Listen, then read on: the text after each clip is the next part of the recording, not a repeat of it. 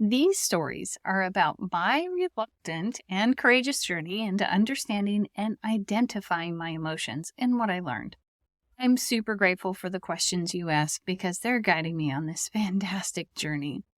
This week's topic comes from Sydney, who wanted to know how to use anger to find inspiration, which means this week's topic is about how I used anger to find inspiration. In this video, I'm going to focus on a time when I felt anger and how I got through it. In the next video, I'll focus on a time I felt angry and I realized maybe I could be inspired. Then I will talk about a time when I knew I could use my anger to find inspiration. In the next video, we'll meditate and you'll get to watch the Frittity or the Friday Ditty where I wrap it all up and I get a little poetic and a little nerdy. All these videos will appear in the playlist, How I Used Anger to Find Inspiration. So, if you have a question like Sydney did, comment below or DM me on Instagram. I'm Angela, and this is me making sense of myself. The question I'm starting off today is, what does anger feel like to you? Wow, I think for me, anger boils up, and sometimes it is fast, and sometimes it is slow. So let's say somebody needs something in a timeline that I cannot give to them, or I cannot give something to someone, my time or my energy, because even though I want to, I'm incapable in that moment. And usually that is when the anger boils up inside of me. And it's almost like I want to, lash out. No, I do want to lash out. Not like I want to lash out. I do want to lash out.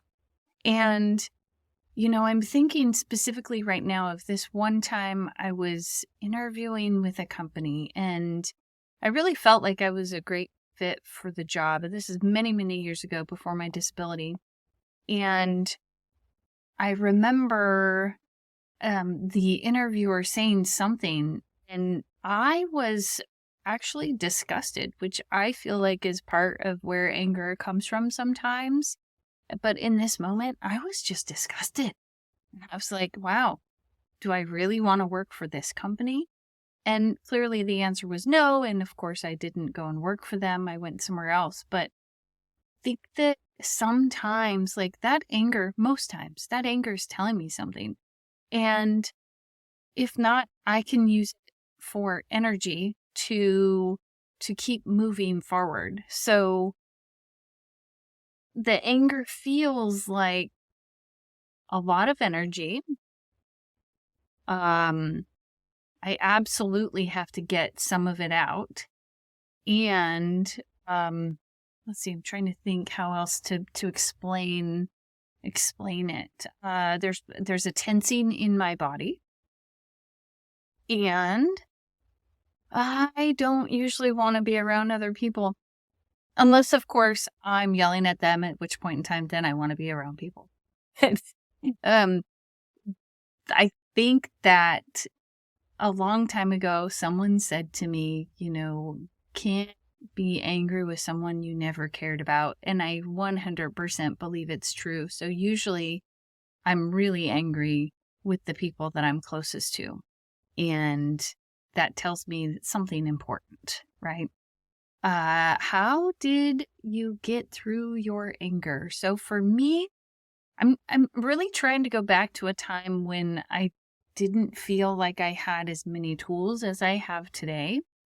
And I think then it was almost this panicked, I need to go do something to make this better. I can force a solution, or I can, if I just do X, then Y will happen. And that was how I used to get through it.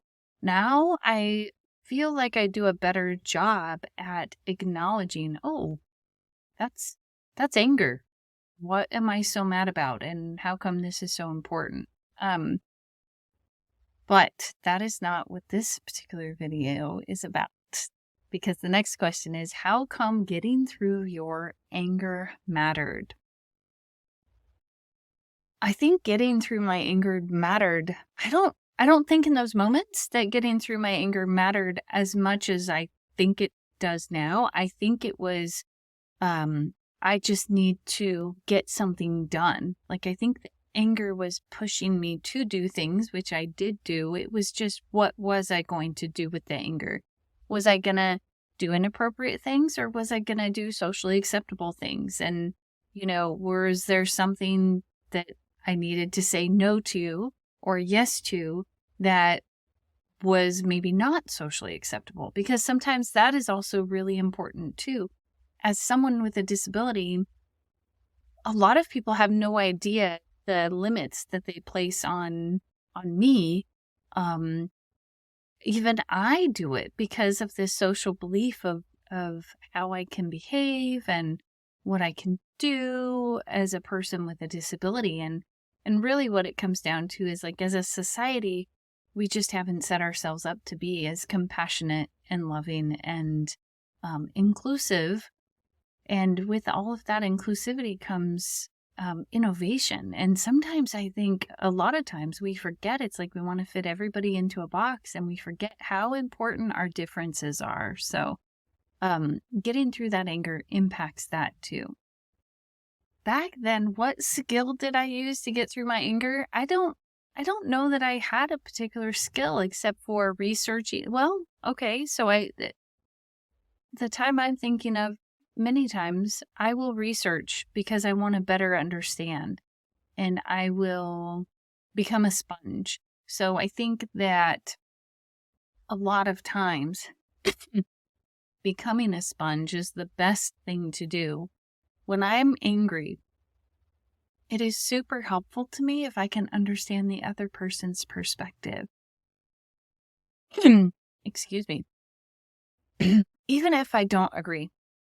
And that is really hard, especially when I'm angry, because usually in those moments, I don't want to listen, or I can't listen. And so I think, like, today, in how I live today, I would really go sit back and be like, well, what's going on? But at the beginning, no, it was just hard to listen, and I needed to be right usually.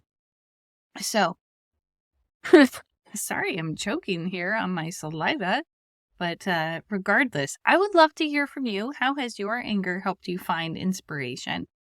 These videos will be located in the playlist, How I Used Anger to Find Inspiration. I'm Angela, and this is me making sense of myself.